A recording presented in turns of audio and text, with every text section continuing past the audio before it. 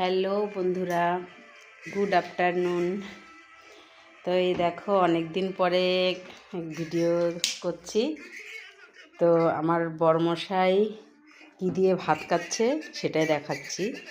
তা আমাদের দুজনারই আর কি বান্ধবী ললিতা আছে, একজন নতুন হয়েছে। তো 4 দিন 5 দিন অন্তর অন্তর শাক পাঠায়, অনেক অনেক শাক পাঠায়, মাছ পাঠায়। তো সেগুলোই রান্না করলাম। তো দেখো আমার বান্ধবী ললিতা কি কি পাঠিয়েছে। আর এই দেখো খাচ্ছে।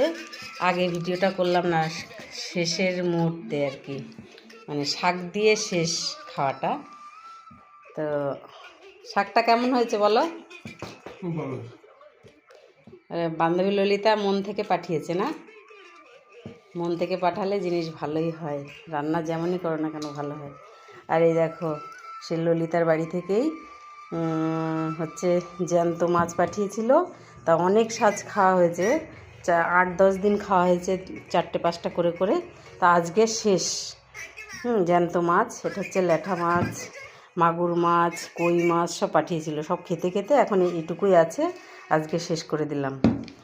আর সে মাছ দিয়ে আবার এই যে আমাদের মধ্যে কালার ডাল খায়, এরকম মাছ, এরকম সব মাছ দিয়ে কালার ডাল করেছি।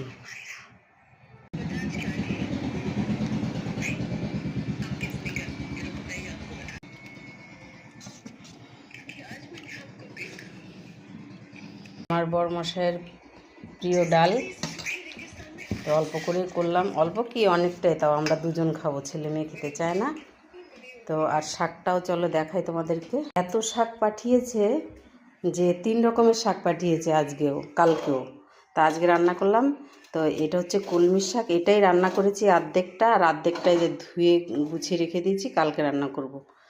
যে আমরা 4 জন, বেশি অনেকটাই পাঠিয়েছে। আর এই দেখো রান্না কলমির শাক, তো ফ্রিজ থেকে বের করলাম। এখানে এই এতগুলো পাঠিয়েছে, কি বলে এটা, হেলেঞ্চার শাক। এটা আজকের সন্ধ্যাবেলা দেখি বড়া করব, মানে চপ ভাজবো। হেলেঞ্চার শাক আমার ভীষণ ভীষণ প্রিয়। আর পাঠিয়েছে দেখো, সব দেখাই, ভেবেছিলাম কালকে বের করে দেখাবো।